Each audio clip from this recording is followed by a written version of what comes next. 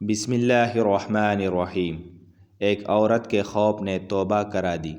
احادیث طیبہ میں ایک نوجوان کا واقعہ مذکور ہے کہ وہ نوجوان ہر قسم کے گناہوں میں مبتلا رہتا تھا۔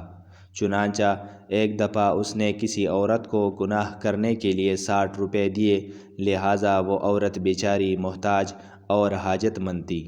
مجبوراً اس نے پیسے قبول کر لیے۔ جب یہ گناہ کے ارادے سے اس کی طرف بڑھا تو وہ تر تر کانپنے لگی۔ اس نے کہا، کیا بات ہے؟ اس عورت نے کہا کہ مجھے اللہ تعالیٰ سے ڈر لگ رہا ہے، آج تک کبھی میں نے یہ کام نہیں کیا۔ اس نوجوان نے کہا، کیا اللہ تعالیٰ سے ڈر لگ رہا ہے؟ عورت نے جواب دیا، ہاں مجھے اللہ تعالیٰ سے خوف آ رہا ہے۔ تو وہ نوجوان کہنے لگا، میں تجھ سے زیادہ اس لائق ہوں کہ اللہ تعالیٰ سے ڈروں۔ جا، وہ پیسے بھی میں نے تجھے ہدیہ کیے، اور میں قسم کھاتا ہوں کہ آج کے بعد سے انشاءاللہ اللہ تعالیٰ کی کوئی نافرمانی نہیں کروں گا۔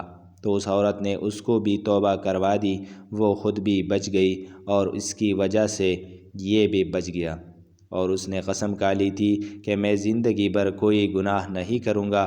اللہ کی شان دیکھیے کہ وہ دن گزرا، رات ہی کو اس کا انتقال ہو گیا۔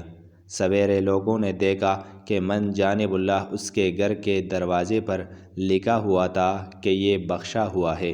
اللہ اکبر! اس لڑکی کے خوف سے اس میں خوف منتقل ہو گیا، اور اس خوف نے ذرا سی دیر میں اس کی سچی توبہ کروا دی۔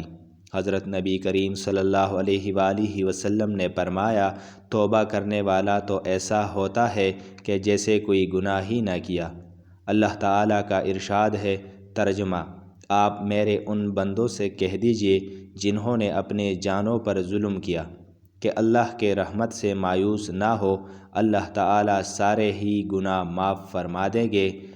بلا شبہ وہ بڑا ہی بخشنے والا، نہایت رحم کرنے والا ہے۔ بہرحال صبح اس نوجوان کے گھر کے دروازے پر من جانب اللہ لکھا ہوا تھا کہ اس کی بخشش کر دی گئی۔ جزاک اللہ خیرا، احسن الجزا۔